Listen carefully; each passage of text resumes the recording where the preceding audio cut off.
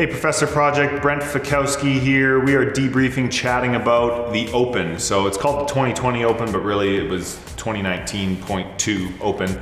And just kind of wanted to go through some of my thoughts on the Open and a few things that I'd like you to think about if you're watching this and you did the Open or you didn't do the Open. The first thing with the Open every year, people ask me, even in the Professor Project, I had people ask, should I do the Open this year? And I think they're expecting me to say, yeah, it's so much fun, it's great, you got to do it, everyone's doing it. And I usually say, well, like, why would you do it? And I think that's really important for everyone to have, for everything really, but for the Open especially, it's an easy thing to just kind of get wrapped up in and not really know why you're doing it. And I see a lot at gyms here where, people are just recreational exercisers, they don't really compete. They're doing, CrossFit as something active, something fun for them to stay involved in. And then they do the Open and all of a sudden they get really competitive and they're redoing workouts 2-3 times and they're overstressing about their scores. And they're doing all this stuff and they're like wondering what my score is and they're wondering what Rich Fronings's score is and all, like, how far away am I, what percentile? And then as soon as the Open's done or as soon as that week is done, they have like the memory of a goldfish and they forget about it all of a sudden. So, there's all this like kind of misguided intensity and focus over the Open, and then it sort of disappears.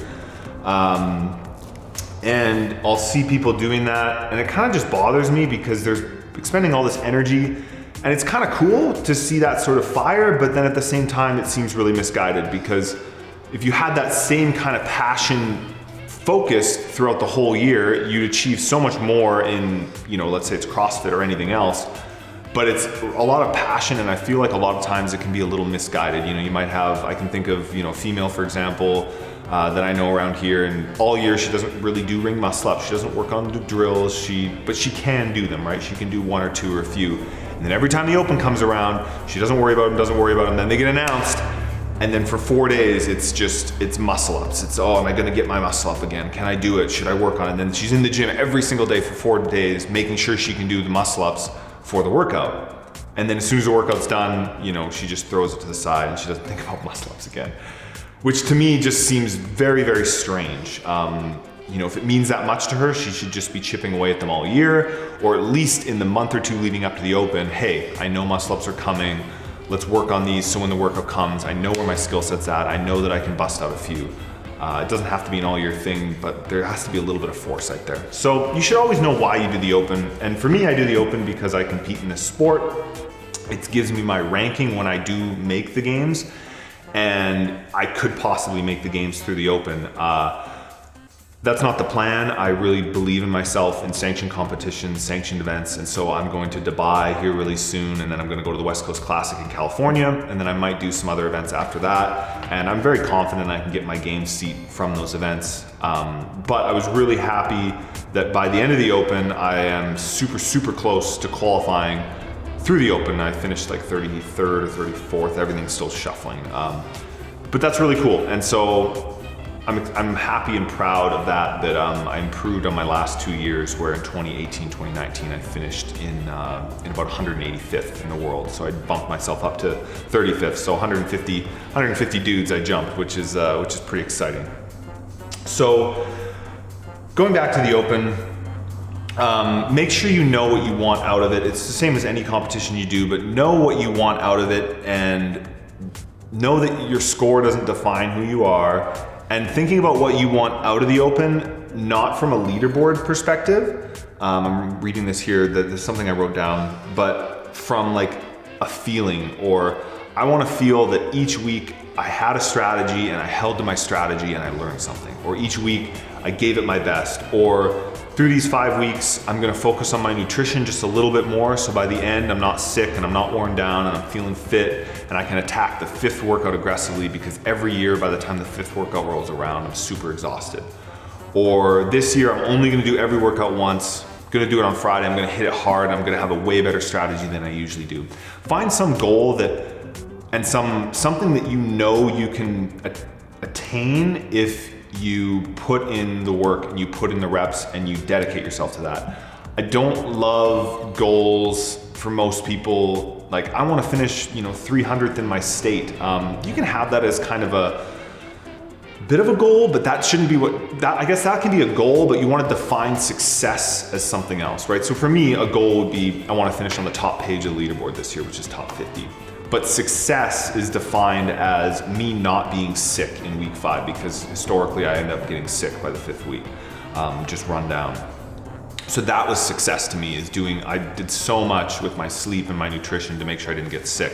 Another thing was, I want to feel satisfaction at the end of my attempts, that I had fun and that I truly gave my best and I executed my strategy intelligently.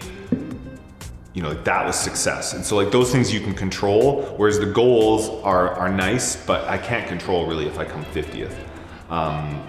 So that's the open, that's the main stuff there. Another thing I want to talk about is your training leading up to the open and how to prepare for it appropriately.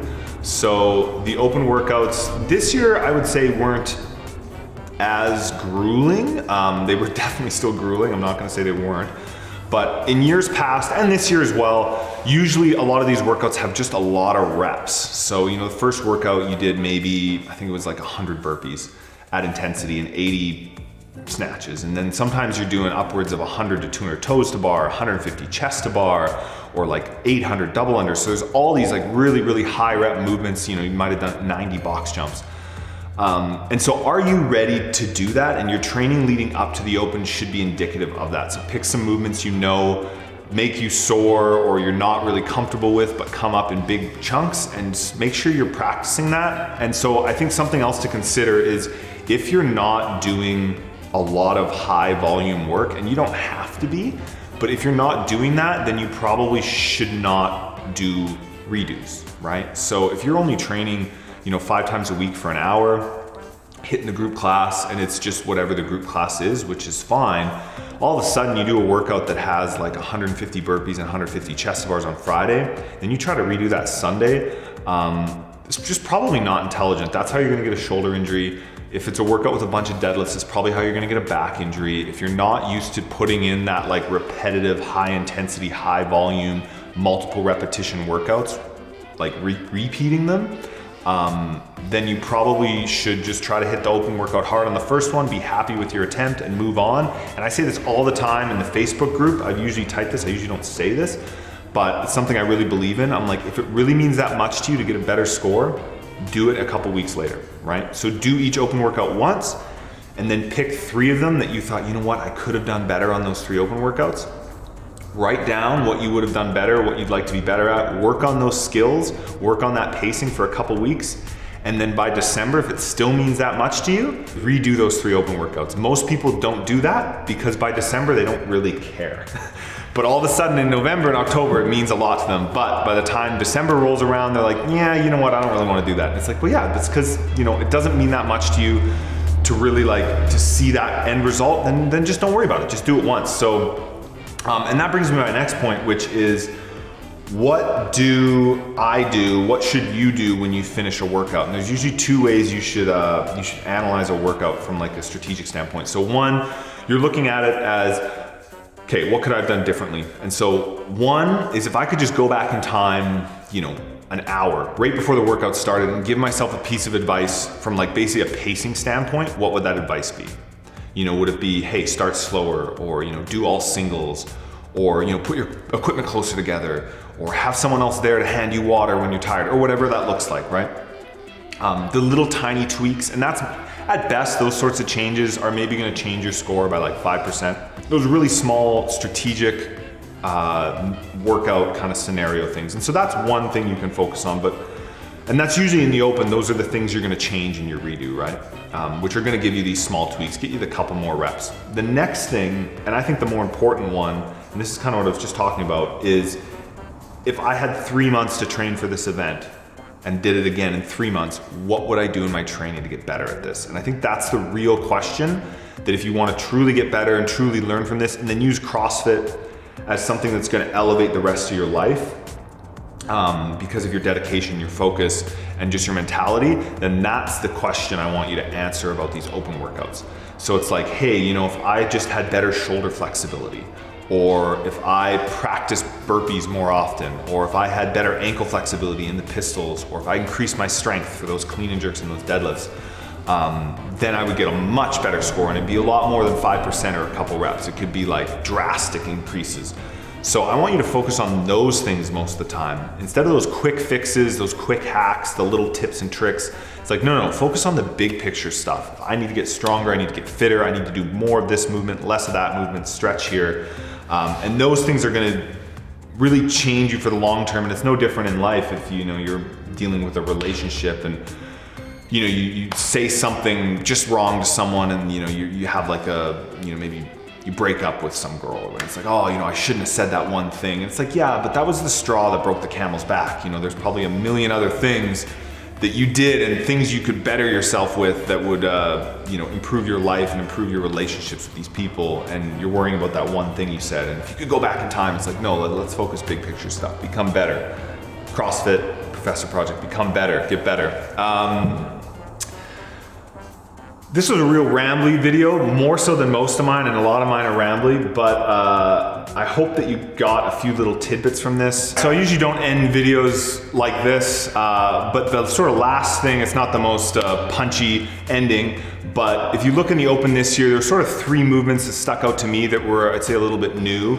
One, obviously the dumbbell thruster. We've had barbell thrusters and we've had a bunch of different dumbbell movements the last few years, but we have never had dumbbell thrusters in the open. So that was a new movement. The next one was the pistol, which we've never seen in the open before, but we've seen it through many competitions. I've had the video with Patrick Vellner on the website for a long time with the pistol. So it's not a new movement, but it's a new one for the open, a little higher skill, flexibility requirement, balance requirement. And then the third movement we've seen before, which is the box jump or the rebounding box jump or the step up, depending on how you wanted to do it. And that hasn't been in the open, I think, since 2014. They sort of took it out and now it's back. And I did make a series on that. I think I've released 1 or 2 of those videos already, and I think there's a third one, we're just still editing it. And it's about, the box, the plyo box, how to use that in training and competition and how to make that efficient. And I think all 3 of those movements are just a reminder that there's just this larger and larger group of movements, right, in CrossFit. I think back in 2011, the list of movements that you needed to be competent at in a competition or in the open was a lot smaller than it is today. And so it's a reminder that as you get fitter and as you get stronger, that don't forget to spend a little bit of time, watching the videos on this site, for example, and just honing in the skill of each movement, because you can be super fit, you can be super strong, but if you're not technically proficient, that's just gonna suck away that energy in any of these movements. So I believe somewhere on the website, and if not, I'll add it again, there's a list of like every CrossFit movement that you can basically come up with, and I'm kind of always adding to it, and there's a bunch of lists on the internet, but take a look at that every couple weeks, right? I do it as myself. I look at that and I think, what are these movements haven't I done in a long time? What are these movements would I not be comfortable with if they came up in the next couple weeks in the competition? And then just do a couple reps, right? 5 sets of 10 or 5 sets of 5 of, some pistols, or, warm up and do some pull-ups, or, do some dumbbell movement you've never tried before, just to get a hang of it, so that when the open comes around, you're not sitting there going, oh my gosh, I haven't done those forever. I've never done those before, because you just haven't been putting in the work. So that's pretty much it for the open. Wanted to recap a couple of those notes. Have a why. Define success and differentiate that from goals. So goals would be, I want to win a gold medal, but success is defined as giving my best and putting in 3 weeks of really hard, dedicated preparation. Separating who you are from your scores, making sure your training leading up to the open is setting you up for whatever success or your goals are lined up for. So making sure you're putting in the time on the skills, and you're putting in the volume and the high rep workouts so you can do repeats if you want to, or at least be prepared for that level of intensity that the open always requires. And I think that was pretty much it. Have some fun. And then make sure you're just practicing the movements. We just keep seeing more and more movements every year. They keep expanding the list of movements you need to be proficient at. So don't forget to put in that time along with the basics of the rowing and the cleans and the pull-ups. It's like all those other little things, you need to make sure you're ready for those as well. So the open is done. We have, thank goodness, we have a year to prep for the other one, not just 6 months. So the next open's gonna start in October of 2020, and they'll call it the 2021 Open. And thanks so much, Professor Project. Hope you learned something from this and hopefully you had a good open. We'll see you in the open next year and we'll see you on theprofessorproject.com.